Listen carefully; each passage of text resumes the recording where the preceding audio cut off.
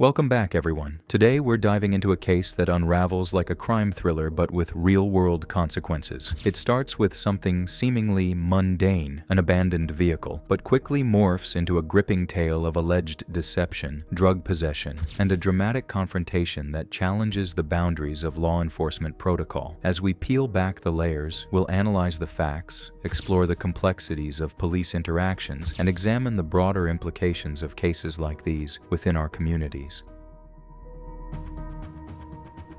A mystery in plain sight.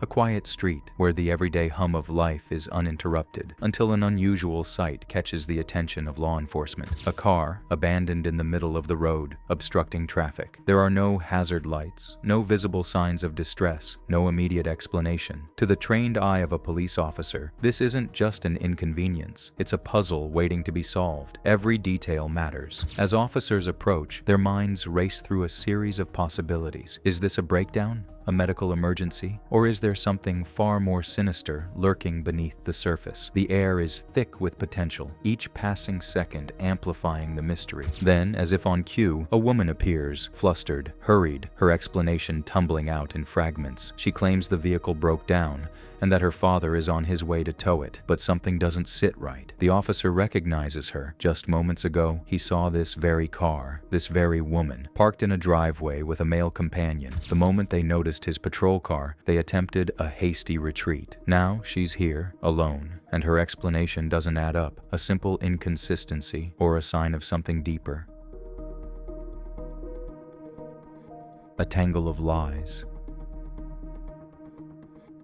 The woman insists she wasn't driving, claiming her keys are locked inside. But the officer's memory is sharp. He saw her behind the wheel. The tension thickens. When asked for identification, she hesitates. No license, no ID, no way to confirm her story. Her body language betrays her, a mix of nervous energy and misplaced confidence. The officer's instincts, honed by years of experience, tell him there's more to this story. He presses further, seeking clarity, but the answers only deepen the mystery. Then, another layer is revealed. The car, she now claims, belongs to her husband, who just so happens to be incarcerated, a detail conveniently left out of her initial story. And what about the male companion from earlier? Nowhere to be seen. The officer's gut feeling solidifies. This isn't just a case of an abandoned vehicle. This could be something much bigger. Drug activity, a stolen vehicle, a fugitive on the run. The possibilities expand with every unanswered question.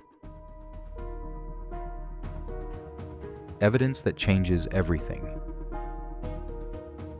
With no valid identification and an increasingly suspicious narrative, officers follow standard procedure, an inventory search before towing the vehicle. What they find shifts the case into a whole new territory: a black backpack. Inside, methamphetamine, carefully packaged, 2 glass pipes with burnt residue, clear indicators of drug use, a broken Xanax pill, another piece of the puzzle. The weight of the evidence is undeniable. What started as a minor traffic obstruction has now escalated into a serious drug-related investigation. But the mystery doesn't stop there. Who else is involved? Where is the missing male companion? And what led to this moment? As officers dig deeper, more unsettling truths begin to emerge.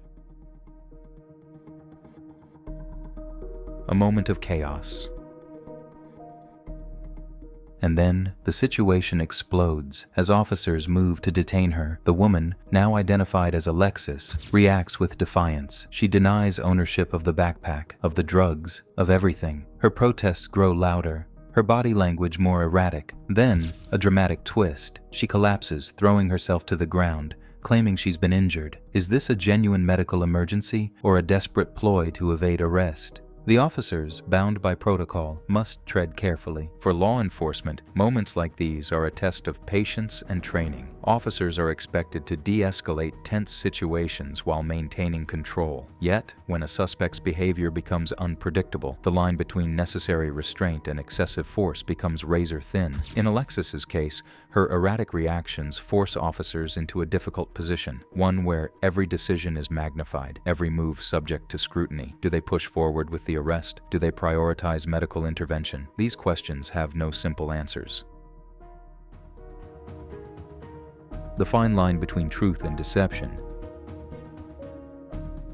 Here's where law enforcement faces one of its greatest challenges: distinguishing between genuine distress and calculated manipulation. Officers call for EMS, ensuring Alexis receives medical evaluation. She claims she passed out in the patrol car, only to later deny any medical concerns at the hospital. Her shifting narrative further erodes her credibility. It's a cycle officers know all too well: claims and counterclaims, truth obscured by desperation. But it also raises an important question: should officers always assume deceit, or is there room for compassion even in the face of deception? In cases like this, officers don't just rely on instinct, they also rely on their training. But training can only prepare them so much. When faced with conflicting stories, shifting behavior, and the possibility of medical issues, they must make judgment calls in real time. One wrong decision could have severe legal and ethical consequences, not just for the suspect, but for the officers themselves. This case is more than a singular event. It's a window into the complexities of modern policing. Officers must act decisively while maintaining fairness. They must balance suspicion with evidence, skepticism with due process, and in the backdrop of all of this, they are constantly scrutinized by the public, by the justice system, and by their own conscience. The job is not just about enforcing the law, it's about deciphering human behavior, making split-second decisions with lasting consequences. But there's an added challenge here. When people like Alexis exhibit erratic behavior, officers must consider multiple possibilities. Is she under the influence? Is she experiencing a mental health crisis? Does she truly need medical attention? Or is this an attempt to avoid arrest? These are not easy questions to answer in the heat of the moment, yet every response carries weight, both legally and ethically. For many in law enforcement, cases like this underscore the need for better mental health training. Officers are often placed in roles that extend beyond law enforcement. They become first responders to addiction, homelessness, and psychological distress. Without the proper tools, they're left navigating these situations with limited options, often resorting to arrest when no other solution is available. Beyond the law, a story of struggle.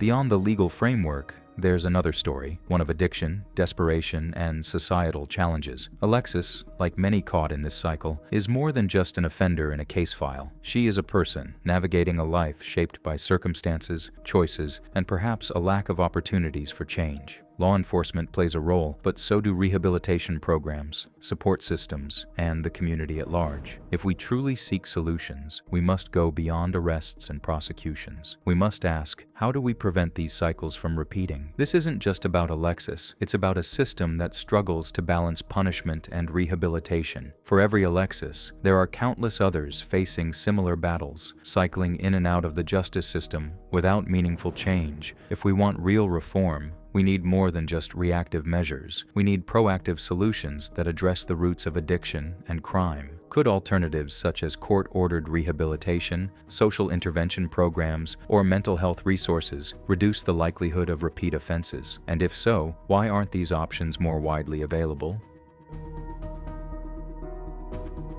A call to action. Your thoughts matter.